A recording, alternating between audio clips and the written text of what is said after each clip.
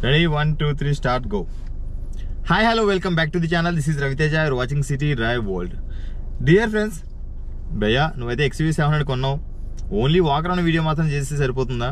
మిగతా వెహికల్స్ అన్నింటినీ test drive చేస్తున్నావు కదా, అండ్ మీ వెహికల్ని ఎప్పుడు మీరు టెస్ట్ డ్రైవ్ చేస్తున్నా అని చెప్పేసి అడుగుతున్నారు. అని మీరు అడిగిన తర్వాత నేను ఊరుకుంటాను చెప్పండి. ఫటాఫట్ అయితే వెహికల్ని, వర్షాలు వస్తున్నాయి కదా, వర్షాలు తగ్గిన తర్వాత చేద్దాం అనుకున్నా. వర్షం అయితే తగ్గిపోయింది, మీరు అడిగిన మరుక్షణమే చేద్దాం అనుకున్నా, బట్ వర్షం రావడం అయితే కొంచెం డిలే అయింది. ఇప్పుడు వర్షం తగ్గిన వెంటనే అయితే నేను వెహికల్ని టెస్ట్ రైడ్ కోసం అని చెప్పేసి తీసుకొచ్చేసేసాను. అండ్ ఫస్ట్ ఆఫ్ ఆల్ ఈ వెహికల్ని నేను నార్మల్గా డ్రైవ్ చేస్తూ దీనికి సంబంధించిన కొంచెం ఎక్స్ప్లెయిన్ చేస్తానండి. First of all gear shifting మాత్రం చాలా స్మూత్గా ఉంటుంది. అండ్ దీంతోపాటు కూడా ఇంజన్ నాయిస్ అన్నది మాత్రం మీకు లోపలికి ఎట్టి పరిస్థితుల్లో రావదండి. కంప్లీట్గా ఇంజన్ నాయిసే కాదు, మీకు బయట ఎటువంటి సౌండ్స్ కూడా లోపలికి అయితే వినిపించవు. అంటే లైక్ మీకు నాయిస్ ఫ్రీ అని చెప్పేసి అయితే చెప్పుకోవచ్చు అనమాట. అండ్ దీంతోపాటు ఇందులో అడాస్ లెవెల్ 1 అని చెప్పేసి వస్తుంది. దీంతోపాటు లేన్ కీప్ అసిస్ట్ అని చెప్పేసి వస్తుంది.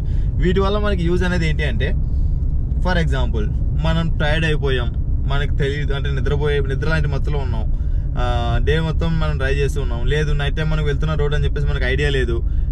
అలాంటి సిచ్యువేషన్ ఏంటి అంటే మనకు ఎవరైనా అంటే యాంటీ కొలిజన్ బ్రేకింగ్ కూడా ఇందులో ఉందన్నమాట. సడన్గా మన ముందుకు ఎవరైనా ఒక పర్సన్ వచ్చినప్పుడు మనం బ్రేక్ వేయకపోయినా కూడా ఆ వెహికల్ అంతటా వెహికలే మనకు బ్రేక్ అప్లై చేస్తుంది అనమాట.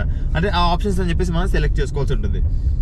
And ADAS level 1 in the sense ఏంటి అంటే లేన్ కీప్ అసిస్ట్ అవ్వచ్చు, లేకపోతే ఆటో బ్రేకింగ్ అవ్వచ్చు. ఇది మనకు మాన్యువల్ కాబట్టి అడాస్ లెవెల్ 2 అయితే రాదు, because of like vehicle speed కూడా డిక్రీజ్ చేసుకుంటూ వెహికల్ అని చెప్పేసి మూవ్ అవుతుంటుంది. కాబట్టి ఇవాళ మీకు నేను కుదిరితే అడాస్ని కూడా టెస్ట్ చేసే ప్రయత్నం చెప్పేసి చేస్తాను. దట్ బిఫోర్ వెహికల్ యొక్క పర్ఫార్మెన్స్ అనేది ఎలా ఉంది, ఈ వెహికల్ సంబంధించి లైక్ నేను ప్రీవియస్గా ఏవైతే టెస్ట్ చేసానో ఆ టెస్ట్లన్నింటినీ కూడా ఈ వెహికల్ పైన నేను చేస్తాను.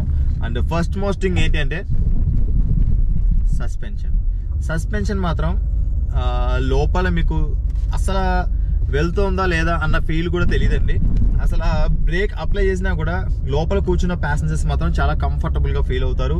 అండ్ కంఫర్ట్ అండ్ కన్వీనియన్స్ పరంగా మాత్రం ఈ వెహికల్ డీబేస్ అని చెప్పేసి చెప్పుకోవచ్చు. అండ్ దీంతోపాటు ఇంజన్ యొక్క పర్ఫార్మెన్స్ అంటారా,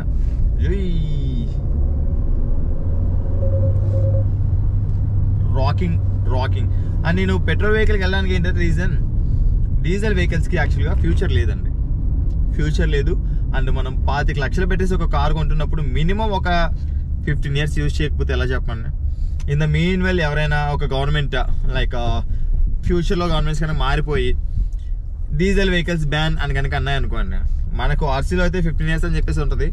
అప్పుడు మన వెహికల్ యొక్క వాల్యూ అని చెప్పేసి పడిపోతుంది. మనం రీసేల్ చేయాలనుకున్నా కూడా దానికి సంబంధించిన వాల్యూ అని చెప్పేసి రాదు. అండ్ దట్ ఏంటి అంటే ఇప్పుడు మనం పెడుతున్న ఏదైతే 2 lakhs ఉందో దాన్ని రికవర్ చేయడానికి కూడా కొంచెం టైం పడుతుంది. మీరు ఎందుకు మాన్యువల్కి వెళ్ళారు, ఏఎంటీకి వెహికల్కి వెళ్ళారు, మీ సెలక్షన్ రాంగ్ అని చెప్పేసి అడుగుతున్నారనమాట. ఫస్ట్ ఆఫ్ ఆల్ నాకు ఏఎంటీ వెహికల్కి వెళ్ళకపోవడానికి గల రీజన్ ఏంటంటే ఆల్మోస్ట్ 2 lakhs అని చెప్పేసి నేను ఎక్స్ట్రా ఇన్వెస్ట్ చేయాల్సి వస్తుంది. నాకు డ్రైవింగ్ అంటే ప్యాషన్ అండి, డ్రైవింగ్ అంటే పిచ్చి.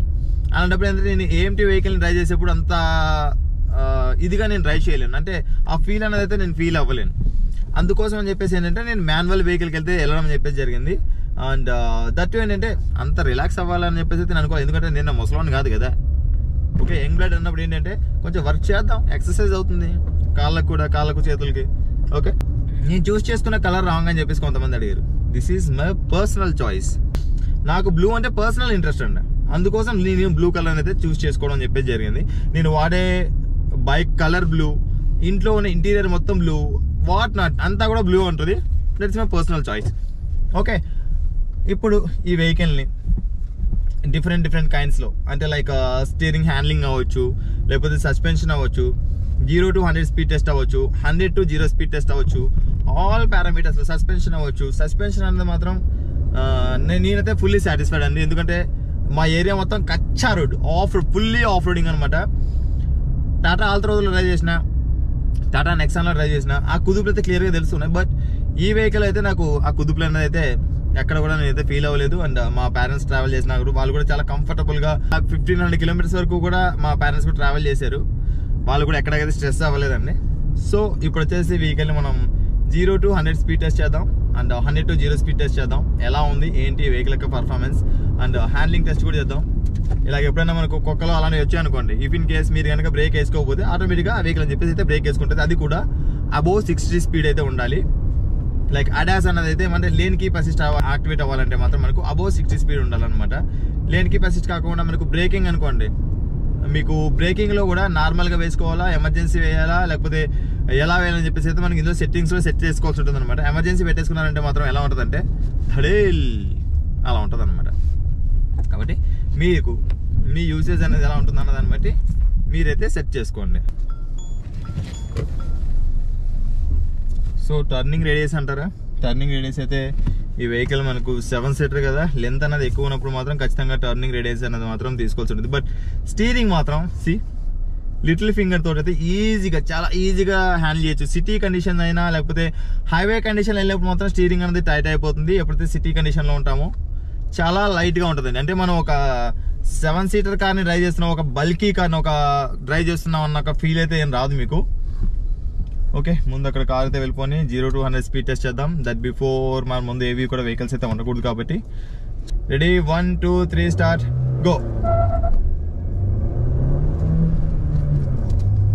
First gear 42, second gear 83,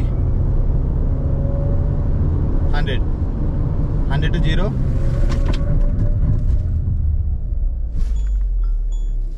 so 0 to 100 ఎంతసేపట్లో రీచ్ అయింది, 100 to 0 ఎంతసేపట్లో రీచ్ అయింది అనేది కూడా మీకు ఇక్కడ టైం అయితే చూపిస్తానండి. ఎప్పుడైతే మనం పానిక్ బ్రేకింగ్ యూజ్ చేస్తామో మనకి ఇక్కడ ఆటోమేటిక్గా హజార్ ల్యాంప్స్ అని చెప్పేసి యాక్టివేట్ అవుతాయి. ఇంకొకసారి చూపిస్తాను మీకు. చలో, అండ్ ఒక్కసారి లేన్ కీప్ అసిస్ట్ అనేది కూడా ఎలా యాక్టివేట్ అవుతుందని చెప్పేసి కూడా చూపిస్తా. దానికోసం మనం ఒక 60 స్పీడ్ అయితే వెళ్ళాల్సి ఉంటుంది. 2 లైన్స్ కూడా ఉండాలి. 2 లైన్స్ లేకపోతే మాత్రం అది డిటెక్ట్ చేసుకోలేదు.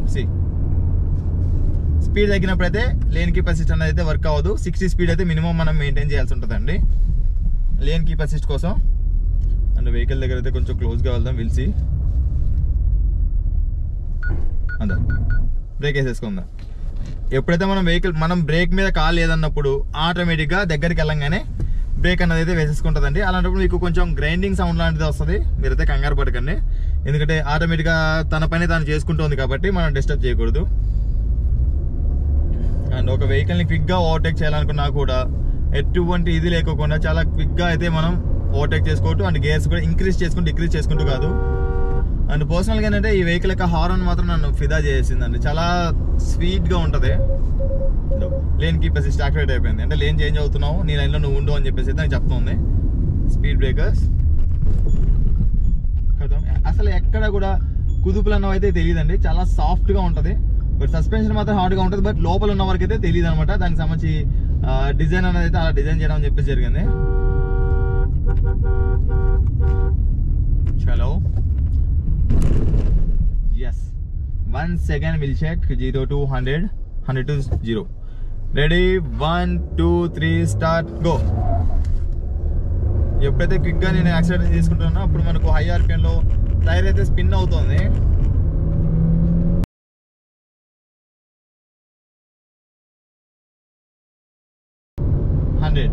Hundred to 0.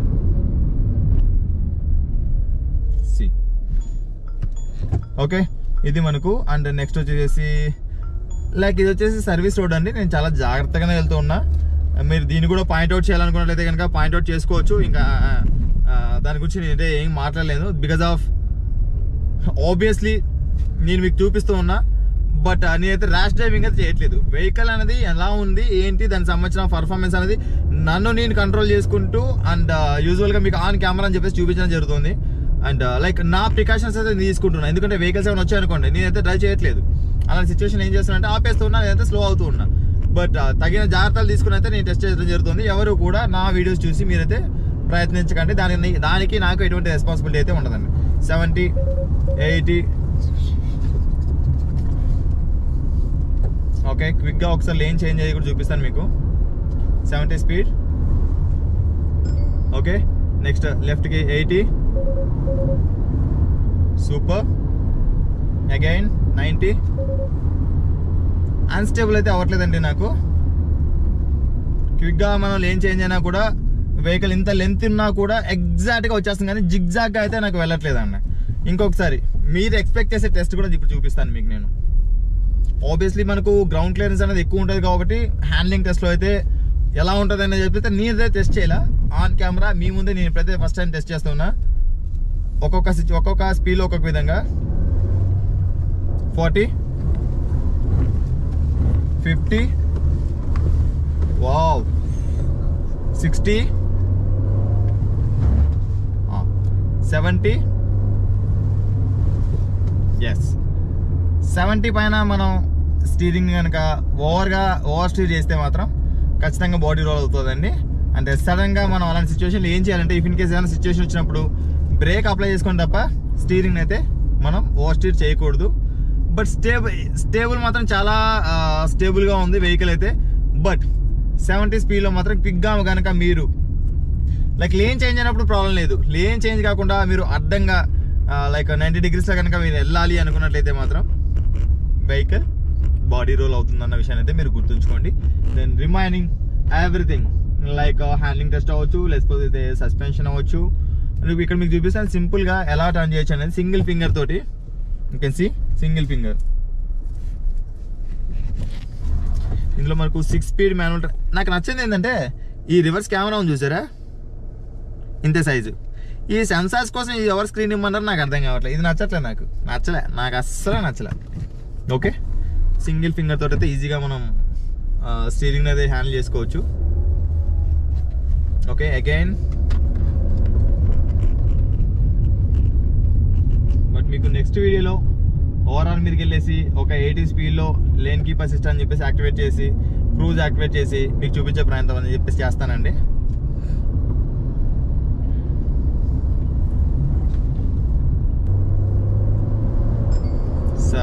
Lane keep assist activated. చూడండి ఆటోమేటిక్గా స్టీరింగ్ అనేది టర్న్ అవుతుంది. చాలా యాక్యురేట్గా వర్క్ అవుతుందంటే నేనైతే టెస్ట్ చేశాను. లేన్స్ కనిపించట్లేదు. Please keep your hand on steering అని చెప్పేసి అయితే మనకి ఇక్కడ ఆన్ చేయడం జరుగుతుంది. డ్రైవింగ్ ఎక్స్పీరియన్స్ అనేది మాత్రం చాలా బాగుంటుంది ఈ వెహికల్లో. లైక్ ఒకటండి, ఈ కార్లో కూర్చున్న ప్రతి ఒక్కరు కూడా నాకు చెప్పింది ఏంటి అంటే నేనైతే చాలా కంఫర్టబుల్గా ఫీల్ అవుతున్నా. నాకైతే ఎక్కడ కూడా స్ట్రెస్ అని చెప్పేసి అయితే అనిపించలేదు. ఎంత లాంగ్ జర్నీ చేసినా కూడా నేనైతే చాలా బెటర్గా అయితే నేను ఫీల్ అవుతున్నాను అని చెప్పేసి అయితే చెప్పడం జరిగింది. సో మీరు కూడా అలా ఫీల్ అవుతారని చెప్పేసి అయితే అనుకుంటున్నా. ఎవరైతే XUV700 వాడుతున్నారో వారు కూడా కింద కామెంట్ సెక్షన్లో అయితే కామెంట్ చేయండి.